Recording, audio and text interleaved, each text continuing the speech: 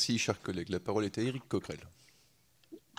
Oui, bonjour. Monsieur le professeur, j'ai écouté votre première salve de réponses et je ne suis pas très satisfait, pour vous dire. J'ai eu l'impression un peu d'être à l'écoute d'une des chaînes en information continue qui vous entend tous les soirs et non pas dans une mission d'information à l'Assemblée nationale. Parce que les questions qui vous ont été posées, les réponses me laissent sur la fin. D'abord, on a une mission d'information qui a pour but de comprendre aussi ce qui s'est passé dans le passé. Et vous êtes directeur général de la santé depuis le 3 janvier 2018.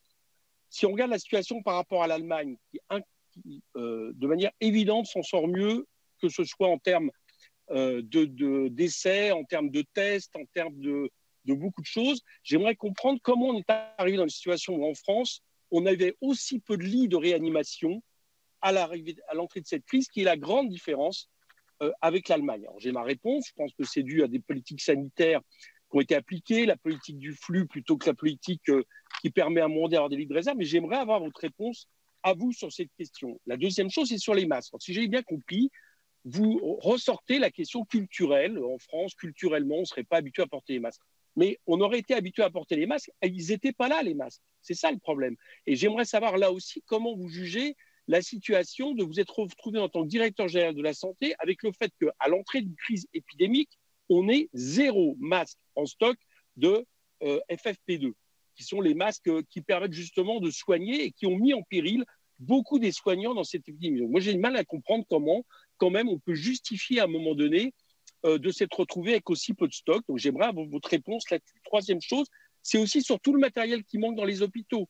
Les questions des surblouses qui sont notées, avec des surblouses qui se déchirent facilement. Comment on arrive dans cet état-là au niveau du matériel des hôpitaux français? Sur les masques, je ne sais pas si vous avez vu, il y a une vidéo assez étonnante qui sort, qui est en train de diffuser depuis ce matin. On vous voit le 19 mars parler, dire en quoi les masques sont inutiles au niveau du grand public, puis le 22 avril dire exactement l'inverse. Est-ce que vous pouvez m'expliquer, on a le droit de changer d'avis, est-ce que vous pouvez m'expliquer qu'est-ce qui vous a fait changer d'avis de ce point de vue-là sur la nécessité, y compris de masques, dans les activités de tous les jours, du moins tant qu'on est dans des lieux de sociabilité. Sur l'avenir, je n'ai toujours pas compris une chose. Merci, chers collègues. Attendez, juste une dernière question. Je n'ai pas eu 2 minutes. Sur vous avez l'avenir, je n'ai toujours pas compris concrètement. Alors, très bien. Concrètement, comment on va passer à 3 fois plus de tests PCR d'ici le 11 mai, puisque ici même, en mission d'information, le président du conseil scientifique nous a dit qu'il fallait atteindre 100 000 tests par jour. On en est à 30 000. Comment concrètement vous allez faire? Merci. Merci.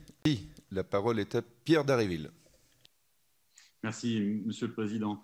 Madame, Monsieur, vous nous avez donc détaillé le calendrier passé et je continue de me demander pourquoi nous avons autant sous-estimé le risque et tardé à réagir alors que, y compris un certain nombre d'institutions comme le CNRS avaient déjà tiré la sonnette d'alarme sur le risque pandémique depuis plusieurs années. On a le sentiment, depuis le début de la gestion de cette crise, en fait, que la doctrine s'adapte aux besoins sans le dire, parce qu'on pourrait comprendre qu'on soit amené à faire avec les moyens que nous avons.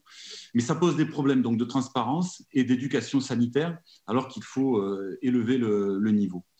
Par ailleurs, je crois qu'on a un peu de mal à comprendre en réalité la stratégie de déconfinement. Vous nous avez dit à l'instant, réussir le déconfinement, ça passe par avoir réussi le confinement. Or, on a une activité qui déjà reprend et on ne comprend pas bien avec quelle logique les choses s'articulent en réalité. Concernant les masques, j'y reviens à mon tour et je reprends les questions de Philippe Vigier, donc très rapidement. Si ces masques grand public doivent être utilisés dans des cas de promiscuité, comme vous l'avez indiqué, vont-ils être distribués sur le territoire pour que chacun puisse en bénéficier? Les tests, vous avez ébauché une stratégie un peu plus vaste que ce que nous avons compris jusqu'ici, parce qu'il nous semble qu'il faut effectivement massifier ces tests tout en étant dans une logique ciblée. Mais pouvez-vous nous préciser un peu plus les cibles, y compris de manière progressive dans le temps? Et il nous faudra des réponses sur cette histoire de respirateur quand même, je crois qu'on ne peut pas en rester là. Ensuite, sur la nécessité de redévelopper l'offre de soins, quelles mesures prenez-vous dès aujourd'hui, compte tenu du fait que le reste des maladies, des pathologies n'attend pas? Enfin, l'hôpital, l'hôpital, il va falloir quand même anticiper un coup de fatigue. Il y avait déjà une crise avant que le Covid ne survienne. Et donc, je voudrais savoir qu'est-ce que vous envisagez pour la suite, notamment, y compris en termes d'embauche. Peut-être que dès aujourd'hui, il faudrait envisager des choses de ce point de vue-là, si c'était possible. Dernière question, Monsieur le Président. Concernant le traitement du traumatisme psychosocial qui effectivement risque de survenir dans la société, comment est-ce que vous pouvez anticiper la chose et prévoir? Merci. Merci, chers collègues. Et pour terminer cette deuxième vague de questions,